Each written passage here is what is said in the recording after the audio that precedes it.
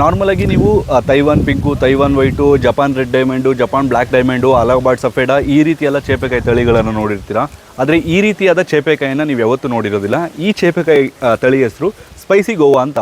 ಇದು ನಿಮ್ಗೆ ಯಾವ ರೀತಿ ಇರುತ್ತೆ ಅಂದರೆ ಆಲ್ಮೋಸ್ಟ್ ತಿನ್ನೋದಕ್ಕೆ ಚೇಪೆಕಾಯಿ ಥರನೇ ಇರುತ್ತೆ.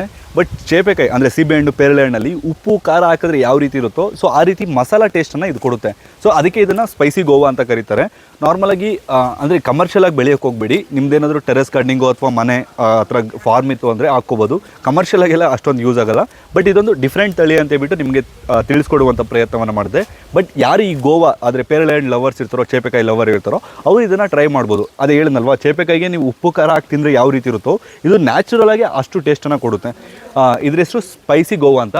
ಈ ಗಿಡ ಎಲ್ಲಾದರೂ ಬೇಕಾದ್ರೆ ನಿಮ್ಗೆ ಹತ್ರದಲ್ಲಿರುವಂಥ ಎಲ್ಲಾದರೂ ನರ್ಸರಿಗೆ ಹೋಗ್ಬಿಟ್ಟು ಸ್ಪೈಸಿ ಗೋವಾ ಗಿಡ ಇದೆಯಾ ಅಂತ ಕೇಳಿ. ನೀವೇನಾದರೂ ಗೋವಾ ಲವರ್ ಆಗಿದ್ದರೆ ಇಲ್ಲ ಅಂದರೂ ಕೂಡ ತೊಂದರೆ ಇಲ್ಲ. ಇದೊಂದು ಡಿಫ್ರೆಂಟ್ ಆಗಿರುವಂಥ ತಳಿ ಅಂತೇಳ್ಬಿಟ್ಟು ನಿಮಗೆ ತಿಳಿಸ್ಕೊಡುವಂಥ ಪ್ರಯತ್ನವನ್ನು ಮಾಡಿದೆ. ಸೊ ಈ ವಿಡಿಯೋ ಅಷ್ಟಾದರೆ ಈ ವಿಡಿಯೋಗೊಂದು ಲೈಕ್ ಕೊಟ್ಟು ಈ ವಿಡಿಯೋನ ಈಗಲೇ ಎಲ್ಲ ಕಡೆ ಶೇರ್ ಮಾಡಿ.